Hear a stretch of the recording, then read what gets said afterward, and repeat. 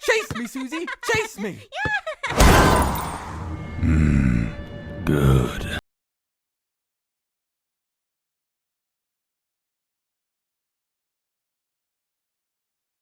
الأمر السابع، نحن ذكرنا 6 وعلقنا بهذا التعليق. الأمر Well, so the seventh objection. So now السابع objection number 7. أن فيها مخاطرة كبرى فيدفع الإنسان. And he says the 7th one has one of the greatest risk. جزءا من ماله رجاء الحصول على أموال كثيرة من غير عمل حقيقي ففيها صورة. So a person gives a large part of their wealth without, in hope of making money, without any real work. So I could say, yeah, Sheikh, you're right. I think it's bad that people speculate on currencies. They should use currency as a currency to do real business and trade. I agree, Sheikh. But again, 2 things: consistency. That would mean that I'm not allowed to buy silver. So imagine I have gold and I have silver. I can't convert my money from silver to gold to benefit from the fluctuation and the difference in price between silver and gold. We know that you can sell silver for gold and you can sell gold for silver. And if I know that silver, or if I expect silver to go up in price or down in price, I can shift my money from gold to silver and silver to gold. I can do that.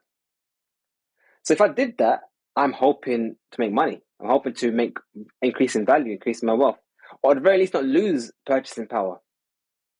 But the Sheikh says here this is an issue. Now I know what he's saying. I'm not going to play stupid and say, "Oh, I don't know what you're talking about." I know what you're talking about. You're talking about people who go into the market and just go and throw their money at any old shitcoin. Yeah, I get that, Sheikh. 100%, I get that. And that's why I always tell people, do not buy Bitcoin or acquire Bitcoin or exchange your money for Bitcoin unless you have a reason to do so besides the money going up. So at least you can say, I'm not falling into this category, which some may find objectionable. So some may, what reason would you have to get Bitcoin? To preserve my wealth against the slow degradation of fiat, to allow me to have full control of my money so no one can take control of it. So I can spend it when I like without anyone stopping me from spending it. So I can leave one country to go to another without anyone seizing my wealth. So many benefits to Bitcoin.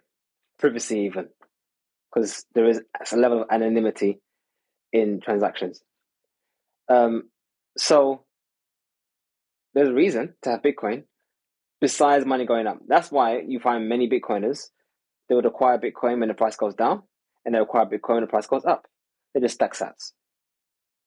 So back to this point here, the Sheikh's objection is against speculation, not really against Bitcoin. I remember when I was in Saudi, I think Saudi Arabia, they launched their stock markets for the first time, and people went wild. They started to throw money at loads of things, and ulama was speaking, this is ridiculous, everyone's just throwing money at any old penny stock, and money's going up and losing lots of money. There was that. And I guess basically the message was, don't act like an idiot with your money.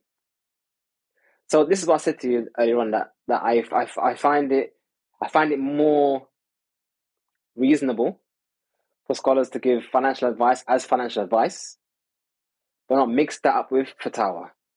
If I said to you, don't act irresponsibly with your money, that's good advice.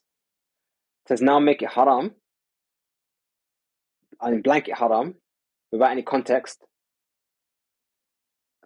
I don't necessarily agree with that, but if you agree, you can agree. I don't necessarily agree with that. So it looks like gambling. Exactly. So it looks like gambling, meaning a person is behaving like a gambler. It doesn't make it gambling. Listen carefully. People behave like it's like a gambler. Doesn't make it gambling. So let's have an example of someone who behaves like a gambler. My friend says to me, "Bruv, I heard that there's a platinum mine in Kenya that's recently been uncovered, and this company is going to go in and start mining this platinum, but no one knows about it yet. So if you buy the stocks now, when the mine opens, it's going to go through the roof. Got a tip off. So therefore, I go to the stock market, I find that ticker, I find the company, and I buy the stocks, anticipating reward without me doing any work, as the Sheikh described. I have no idea about the stock. I didn't do any research. I didn't look at their P&L. I didn't look at the balance sheet. Nothing. My mate gave me a tip off, and I threw money at this thing. Would you say that's irresponsible behavior? Exactly, 100%. Is it haram to buy that stock though? Not really. You're behaving like an idiot, but it's not haram. So likewise, I would say that if you was to acquire Bitcoin, find reasons besides the money go up. So at least you can say, I'm not acting like a gambler. And I agree that the Sheikh's objection here, that people acting like gamblers. They're just going there, throwing money at this coin, that coin. I had someone call me up asking me, is it permissible to buy wife Doge? And I said to the brother, oh, you mean Dogecoin? He said, no. The coin's called wife Doge, i.e. the wife of Dogecoin. And there's a website. If you go to the website now, it exists, wifedoge.com or something. Just search it, wife Doge. And you see what you see. I couldn't believe the brother. I thought he was trolling me, but he was serious. He actually paid me money for consultation about wife Doge. So yeah, there are many people out there who just throw money at nonsense. Which is what I say to people, just forget all of them, focus your attention on Bitcoin, find means to exit riba, and do functional business. You hear me all the time say this on my videos. So this point is number 7, and he said this is the greatest risk. Yes, it's good advice to tell people don't act irresponsible with your money, but it has nothing to do with the Bitcoin itself. It's to do with the behavior of the individual. Much like a knife, you can't blame a knife for being used for murder. أنت عندما تشتري هذه العملات هي لا حقيقة لها، فأنت تشتريها.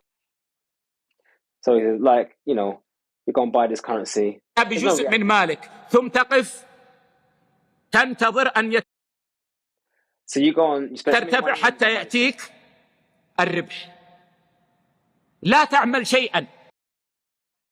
So you wait for it to go up until you get the profit. Yeah, the normal shitcoiner who just goes in the shitcoin forest and buys any old nonsense for hoping to make money. Yeah, I agree with Sheikh. This is ولا حقيقة لها ففيها صورة. He doesn't do anything. And just to make it even worse, most of these shitcoins, they have promises. They have white paper, they have a website.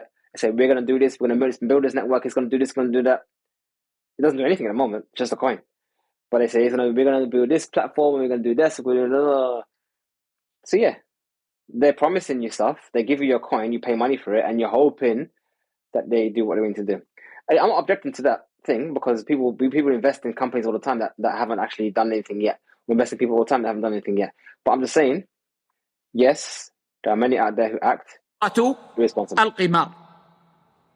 والثامن أن فيها مخاطر عالية. Oh, there's 8. Wow, the chef's going in. So there's an 8th reason why Bitcoin is haram. All cryptocurrency is haram. ولا ضمان لها. That there's a great amount of danger. ما في أي دولة تضمنها.